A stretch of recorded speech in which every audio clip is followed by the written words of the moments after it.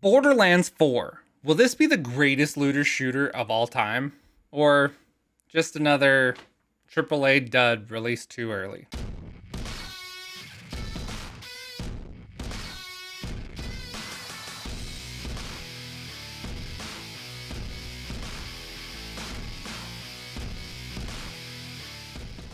I want to start off with a huge thanks to 2K and Gearbox for providing this early access game key so that I can provide you with a preview of Borderlands 4. I can't go into any story spoilers, nor would I want to, or reveal too many of the game secrets before the release next week, so I'm going to be sticking to just this mission playthrough. To set the stage, the Vault Hunters have arrived in the Fadefields and teamed up with the Crimson Resistance in their fight against Idolator Sol, one of the Timekeeper's lieutenants. This mission takes the Vault Hunter into an assault on Sol's fortress. This video is not a paid activation. I am not receiving a payment from 2K or Gearbox. There's absolutely no monetary compensation for this video. They have simply provided me with a game key to the early access preview for Borderlands 4 and asked that I provide you with a preview video of the specific content for this mission. Alright, so down to business. I've played this mission with all four of the Vault Hunters and I wanted to preview what I think is good, what I think is bad, and what I believe are the most important parts of the game for you to know ahead of the release. Alright, let's start with the good stuff. I've been a Borderlands fan for many years and been streaming it live on Twitch for the last 8 years, and even helped to organize the community event for The Hunt, where we raise a lot of money for St. Jude Children's Research Hospital. So I'm pretty invested in the Borderlands community. And like most Borderlands fans, I have been really excited for Borderlands 4 and just begging for more and more information for it to come out. Now, I've had my fair share of trepidation around the state of gaming and how games release these days. So I've been a bit nervous on what this iteration of the Borderlands game will be and what direction the team's been going.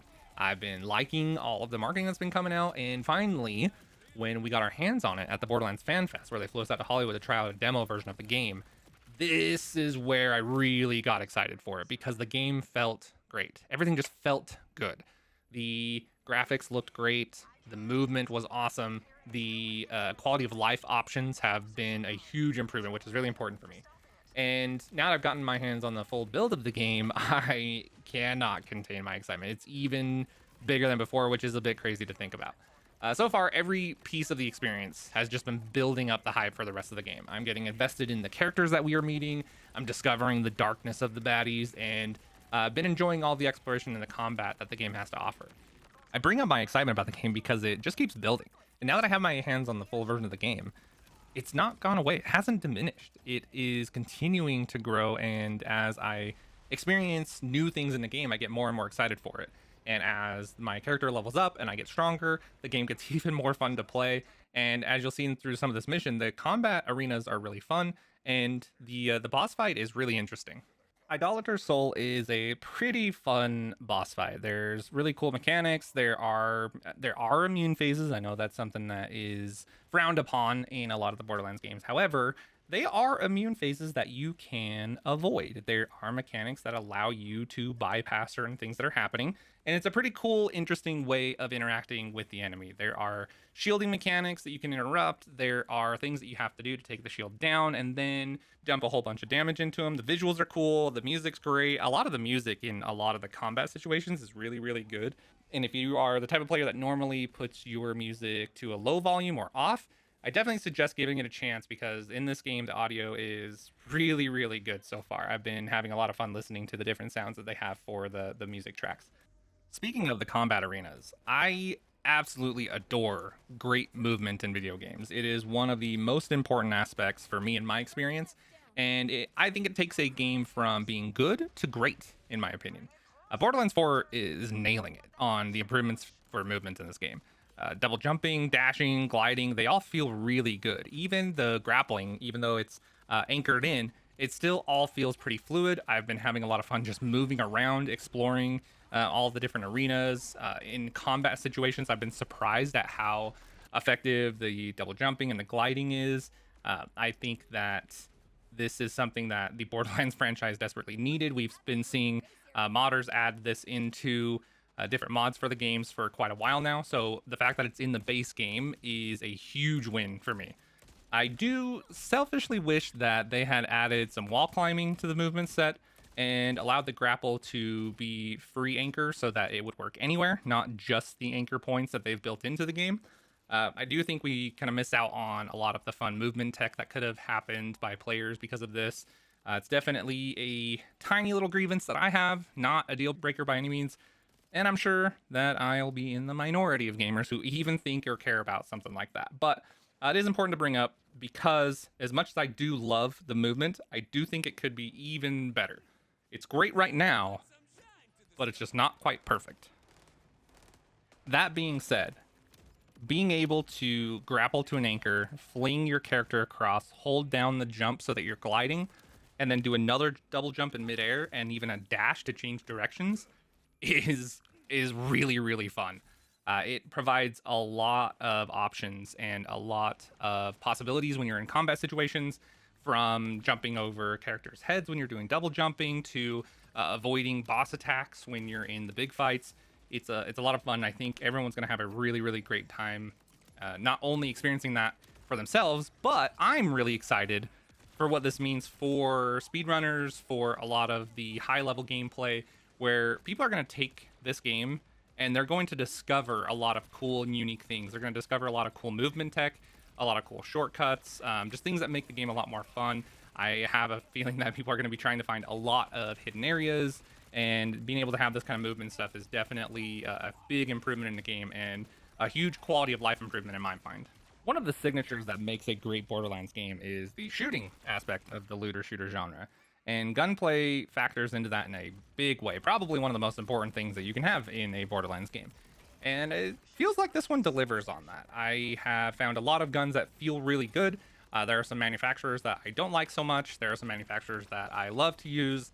And the fact that they feel so unique from each other, I think, is really important because it gives that diversity, and each person that plays will enjoy one or the other better than they will some of the other options. And one thing that I am noticing a lot while I go through these missions is that the elements make a big difference. They play a huge role in the game. Matching the element to the health bar has always been something that's really fun and unique about shooters in this genre, but this iteration feels like it's more important, especially if you turn the difficulty up to hard where it matters even more. If you're trying to break an enemy shield and you're not using shock, you're going to have a hard time. If you're trying to kill an armored enemy and you're using incendiary or some other element that's not corrosive, you're going to have a hard time. But the alt fire modes in this game feel so much better than the previous games. The knife throwing underbarrel attachment is something that everyone needs to experience. The laser's been a lot of fun, and there's a lot of really great stuff that's happening there.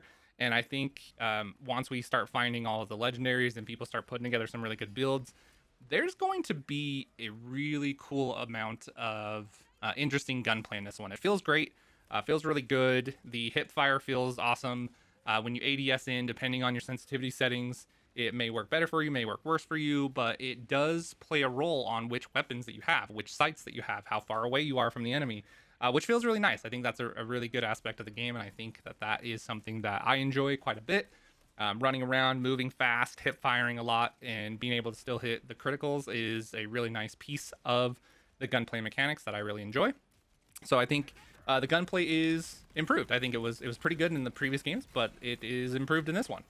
So that is something I think everyone should feel pretty good about. And I have been enjoying a lot of the different guns. I've been trying to use each different manufacturer in different ways. And surprisingly, one of the weapons that I've been enjoying the most, outside of using the alt fires for like the knife throwing attachment, are the Maliwan snipers, and using the elemental snipers on people. I think those have been feeling really good, which is interesting because in previous games I never wanted to use that ever. I just never did. But in this one, I'm finding myself swapping weapons a lot more in combat at the lower levels than I normally would in a playthrough. Usually I just find a weapon that works really well and use it for 10 different levels, and it just carries. In this one, I'm always kind of switching weapons, finding the next new one that works really well, trying to match elemental types. And just in the middle of combat, I find myself switching to each weapon, all 4 slots, over and over and over again. And it works really nice. I think things like Gun handling are going to be important stats, reload speeds, fire rates, all of those kind of passive elements that some people don't focus on. I think they're going to be really big factors in this game, and I hope that people have fun when they're building out the skill trees and finding the weapons that they enjoy. So I've gone over a bunch of the good aspects of the game that I've been enjoying during the preview build, but I do need to go over something that I think needs quite a bit of improvement, or the bad of the game so far, which is the optimization. The game needs improvement. It needs some optimization to happen. The game performance, it has been a little bit rough for me. My machine is above the recommended specs, just a step above, but it is a step above what they recommend for the PC specs. I'm running a AMD Ryzen 9 5950X. I've got an RTX 3090 GPU, and I got 64 gigs of RAM. So I'm running above the recommended specs, but I still experienced a bunch of hitches in the gameplay. There were times where I could be running at ultra settings or low settings, and no matter which I'm doing or what I'm changing, it still happens to hiccup, and the game frames will drop down to single digits. I can cap the frame rate at 60 FPS and put the visual settings to a low default and still experience those frame hitches down to single digit frames and back up to 60, which feels like an interruption to the gameplay. When everything's running smooth and you have a whole bunch of combat going on, and then boom, the game just hitches and you go down to single digits and then back up to 60. It's a bit jarring. It does interrupt the good flow of the game, especially when a bunch of assets load in, whether a bunch of enemies spawn or a whole new environment renders. The interruptions are jarring, and the hitching does need some improvement, which is unfortunate, but it's something that I do expect with a brand new game when they haven't quite optimized it and the new drivers haven't come out for it yet. So I'm hoping and crossing my fingers that they will put out a good optimization patch, because I know a lot of people will be running the minimum specs and not the recommended, and I'm hoping that they'll not have to have a terrible time with too much low performance going on. So fingers crossed on that one that they do improve it, but as of right now, on the version of the game that I'm running, I am seeing some poor performance, and I'm hoping that it improves. I do notice that it hits the CPU pretty hard. The GPU seems to be running fine, so that's good. I was thinking that I might have to replace the GPU, which, as you know, can be a really expensive endeavor, or get a whole new machine in general. But with the way that it's been running and what I'm seeing when I'm looking at the task manager, it does look like it's hitting the CPU a lot harder than the GPU. So I'm hoping that some optimization can come through and drive that down, and I can enjoy the game at the settings that I would like to run. All right, we've gone over the good. We've gone over the bad. Now, the most important thing for any video game is that it's fun. You have to enjoy it. That's what it's there for. It's for your entertainment. So is Borderlands 4 fun? Is it a good time? Are you going to enjoy it? Well, the most important thing that I can say about the game so far is that I'm having a blast with it. I have put a good amount of hours into it, and the more I play, the more I enjoy, and I just want to stay up all day, all night playing this thing. I was quite surprised that I enjoyed all 4 Vault Hunters as much as I am. I came into this game thinking that I would definitely prefer one Vault Hunter over the others. Usually that's the Siren. And I was a bit disappointed walking away from the FanFest thinking, man, I guess the Siren might not be the character for me this time around. But with the lower level characters and the action skills not feeling very powerful yet, once I added some skill points into the tree and started leveling up those characters, the skills felt really good, and the gunplay felt really nice. You definitely feel weaker at the start of the game, and then as you get more and more skill points, obviously your character becomes more powerful, and you really feel it this time around. Whereas in previous iterations of the game, your starting action skill can kind of carry you through a good part of the experience. In this game, you've got to put those skill points to action. You've got to get some gear. You got to play the game in a meaningful way, and I think that is really, really fun. I think that adding that little bit of difficulty to the game, a little bit of the kind of strategy around it, is a really nice point. And the Vault Hunters feel great. The voice actors are doing an amazing job, in my opinion. Their performance has been a lot of fun to experience, and I enjoy the characters. The more backstory I get on them, the more I hear their voice lines in the game, the more they interact with the NPCs, the more I enjoy it. So I think that it has been a fun time all around. I haven't experienced a thing in the game yet where I just don't have fun with it. So far, Everything has been a good time. I think maybe once we go, once we get through the 10th and 20th and 100th playthrough, maybe we'll start to experience those things that kind of drone on as we do them a whole bunch of times. But luckily, haven't really felt that yet. I've replayed some of the missions, which is a really, really nice feature in this game, and it's felt good every time that I do it. So very happy with that. The game feels fun, and that so far has been the most important thing to me. I think that this iteration of the game definitely has the potential to be the best launch that Gearbox has ever done. I still hold true the thought that they will launch a good game and then the DLCs will make it a great game. That's always how Borderlands games seem to work.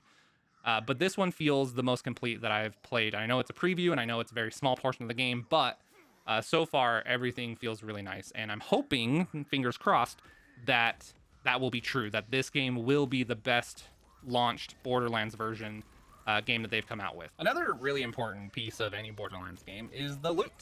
What does the loot do? What are the cool items that you can find? What do the legendaries do? How many legendaries are there? Which legendaries are returning? Unfortunately, I don't have those answers for you. While I was playing, and I took 4 characters and got a pretty good percentage of the way through the campaign to get to this mission that we're showing here, I only found 2 legendaries, one on one character and one on another character. And I think that will be pretty good news for a lot of folks that expressed frustration with the amount of world drop legendaries they got during their Borderlands 3 playthroughs.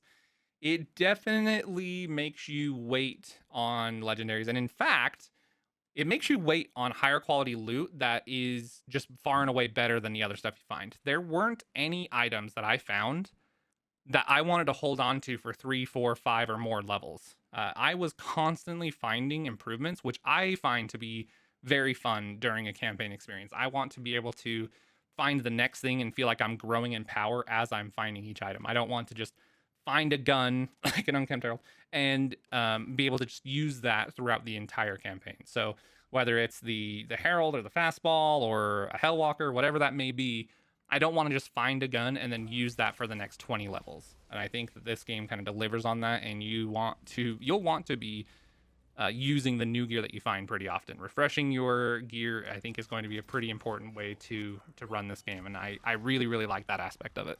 Speaking of the Vault Hunters, I'm going to go over each one and kind of what I've been doing during this playthrough and why I've been enjoying what I've been doing.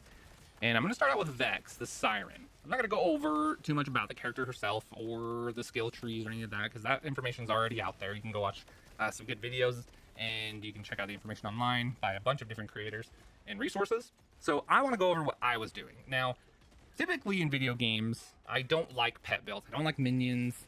Played a lot of it in like Diablo games and other Borderlands games, like with Flak.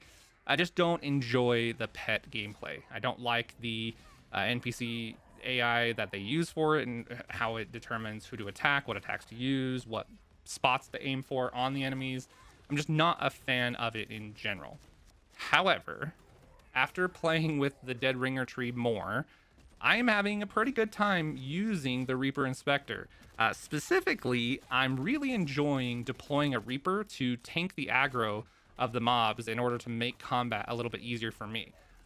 Being able to deploy the Reapers to grab the enemy's attention and then be able to get whatever angle you need to, or switch to whatever weapons you want, or just heal if you need to heal, it has been a really nice difference for the pets. And I think that the fact that Reaper does tank a lot of it allows you to space out and place Spectre at different angles of where you want Spectre to be. And that makes a pretty good difference. And there are some aspects of that skill tree that I think will make it so that you can always have Reapers and Spectres out available for your use, whether it's action skill cooldowns, whether it's just for them to generate their health instead of losing their health all the time, or getting kill skills. So the fact that you can trigger kill skills whenever one of your minions die is really nice. You can have like a life leech effect. The rep kits themselves will have action skill cooldowns and things like that. So always having a Reaper out to take the aggro away from you is really, really nice, especially if you want to go with the harder content and choose the hard difficulty over the normal difficulty. So overall, pretty excited about Vex. I always like the idea of being able to attune to elements and being able to kind of use whatever elements you want. I'm really excited. I want to go through more of the kinetic builds and some of the kind of life leeching or bleeding builds and see how that works out. So definitely excited to go through the rest of it. Her voice actor is pretty fun. Her character overall is really enjoyable. So definitely liking the Siren.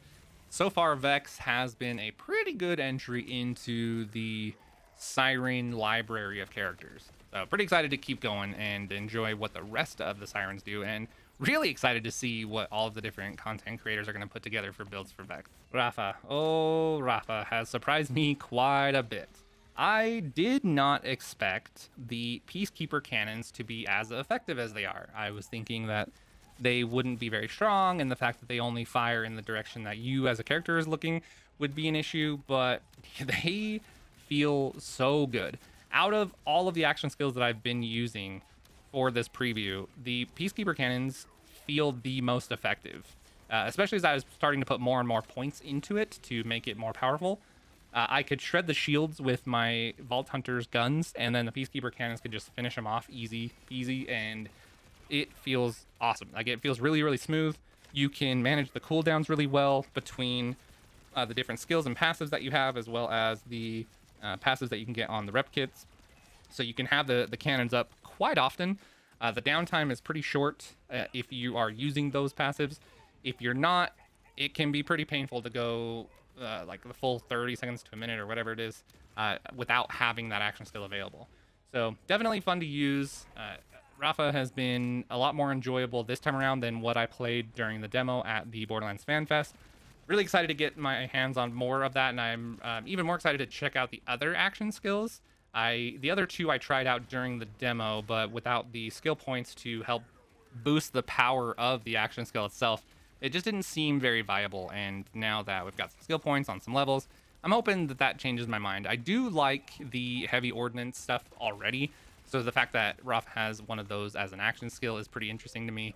But the Peacekeeper cannons have just been a lot of fun. Something about being able to just hit your action skill button and have all the work done for you is nice, and a little bit different than the other three Vault Hunters, where with Vex you have to place and choose your Reapers or your Spectres on that specific skill. On Amon, you have to decide when to do the Flying Punch if you're using his Calamity Tree for the incendiary damage. And Harlowe, with the 0-point action skill, you kind of have to micromanage which enemy to trap and which enemies to slam them into. Rafa just shoots and just goes burr. He's fast and fun, and I think that a lot of people that enjoyed Zane are probably going to enjoy Rafa quite a bit. So very excited for that one. Definitely would highly recommend for anyone that likes this soldier kind of gameplay. And I don't think that he will disappoint. I think there's going to be a lot of people that become Rafa mains when the game launches. Amon is so much fun.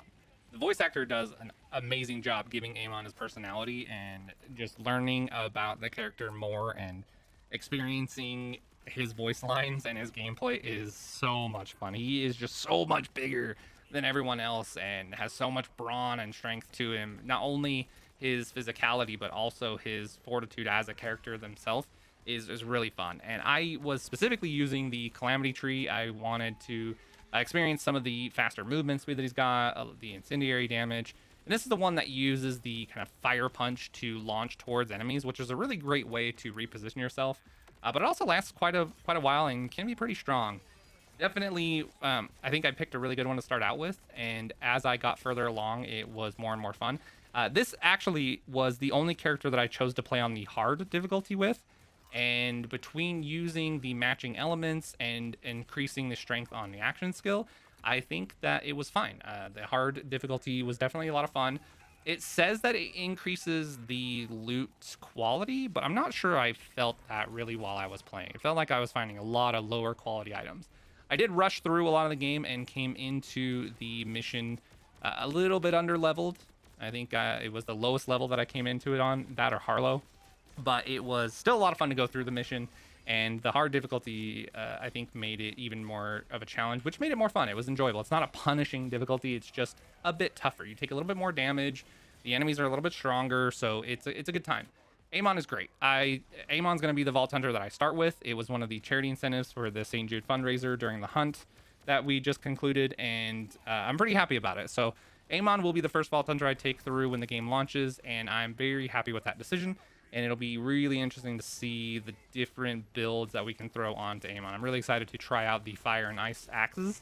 after I try out this Calamity tree, and we'll see how that goes. I think it's going to be a really, really good time. Amon might become a favorite of mine, which is usually against the direction that I go. I usually like the faster, more mobile characters, and Amon is just so big and strong and just powers through everything, which is not typically the way that I would like to play Borderlands games. So very excited for that one, and I can't wait to go through the full game when it launches next week. And on to Harlowe. Harlowe is a really fun character. I think she has the most unique skill set, which is funny to say considering a lot of it is sourced from previous Sirens powers. It feels like, you know, with the phase lock and everything, but it's got a nice twist to it. So I was using the Seize the Day tree and the 0-point action skill, which kind of requires a little bit of micromanagement, which added a bit of fun to the gameplay. You can, you know, pick up an enemy, put it into the stasis, and then slam it around. You can slam it into another enemy. You can just slam it on the ground. You can just leave them up in the air if you want. And it feels like it's a really good way to just dump a whole bunch of damage into a character, just leaving them up there in stasis, shooting the bubble, and capturing them in that stasis bubble and slamming them into other enemies is really, really fun, especially if you have another enemy that's low health and you can just slam them into them to just destroy them and watch them disintegrate into each other. A lot of fun. It is a good time. I will say though that it was probably I think Harlow's and Amon's action skills were the two that required the most focus to use. You really had to make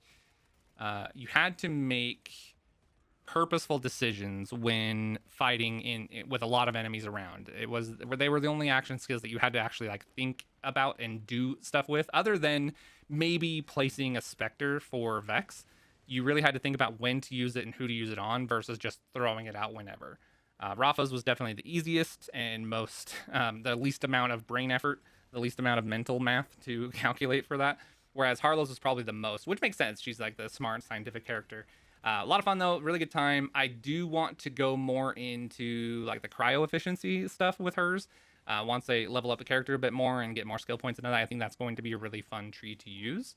And I'm hoping that it leads to a lot of really good stuff and some fun build combos. I think Harlowe may have the highest build diversity of all of the characters, and that's going to be really fun to watch a lot of the build makers build out some really cool, fun stuff for Harlowe. Really looking forward to a lot of the tech that people use with that and how it combines with any of the legendaries that we find. And that's just about going to do it for my preview of Borderlands 4. I can't wait for this game to launch, and I'm so excited for everyone to start getting their hands on it. I will be live streaming it on twitch.tv/badkarma. So far, this is a really nice breath of relief as a Borderlands fan to know that this game is going to launch in a pretty good state, but also the thrill of excitement for the next big looter shooter out in the world. I think that this has a potential to really, really bring a lot of fans back that loved Borderlands 2, kind of faded away for Borderlands 3, but also a lot of folks that discovered Borderlands with Borderlands 3 and Wonderlands and then went back and enjoyed Borderlands 1 and 2 in the pre-sequel. I'm not going to be posting any guides or any ratings on the game just yet. I'm going to be waiting for the game to launch before going into any of that stuff. But at launch, we'll be live streaming the playthrough. We'll be starting it up as Amon the Forge Knight. And I look forward to chatting with everyone and seeing who they're going to be playing with and what parts of the game that they're enjoying the most. So thanks for watching, everyone. I appreciate you being a part of this world, and thanks for being a part of the Borderlands community. I'll see you out there.